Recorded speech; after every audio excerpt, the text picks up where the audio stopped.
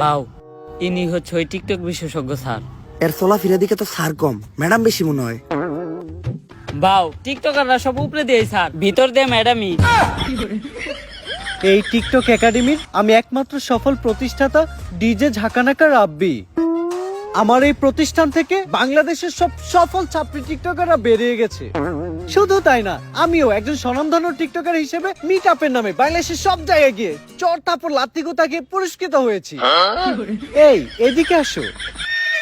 এই যে আমার এক স্টুডেন্ট আজকে আমাদেরই প্রতিষ্ঠান থেকে টিকটকের পড়ালেখা শেষ করে ছাত্রীর সার্টিফিকেট নিয়ে বের হয়ে যাচ্ছে। ভবিষ্যতে ওই বাংলাদেশের টিকটকে রাজ করবে।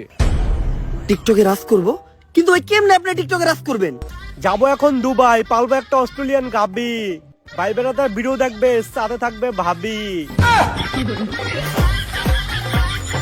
স্যার আমি ঠিক এর মতো একটা ছাত্রী হইতে চাই, সফল হইতে চাইলে এর মতোই হইতে হইব। স্যার যেমনি হোক আপনি আমার এরকম একটা ছাত্রী টিকটকার বানায় দেন।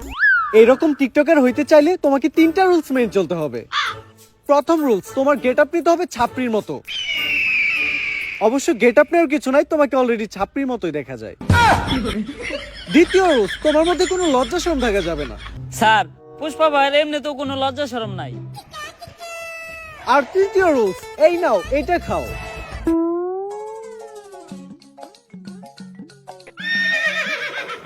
এটা কি স্যার? আরে এটা তো গন্ডারের মুখ। কিন্তু স্যার, এটার কাজ কি? আরে এটা প্রতিদিন সকাল বিকাল 2 বার পান করতে হবে, যার ফলে পাছার গু মাথায় চলে যাবে, তখনই তো মাথা থেকে বের হবে টিকটকের কন্টেন্ট। কিন্তু স্যার, আমরা কখন বুঝবো যে উনি একজন সফল ছাত্রী টিকটকারে পরিণত হইছে? যখন দেখবা তোমাদের কমেন্টে হরেক রকমের গালি, গালি ছাড়া আর কোনো কমেন্ট নাই, তখনই বুঝবা তোমরা বাংলাদেশে একজন সফল টিকটকার হয়ে গেছো। চলেন বাউ, তাহলে আমরা কাজ শুরু করি গা।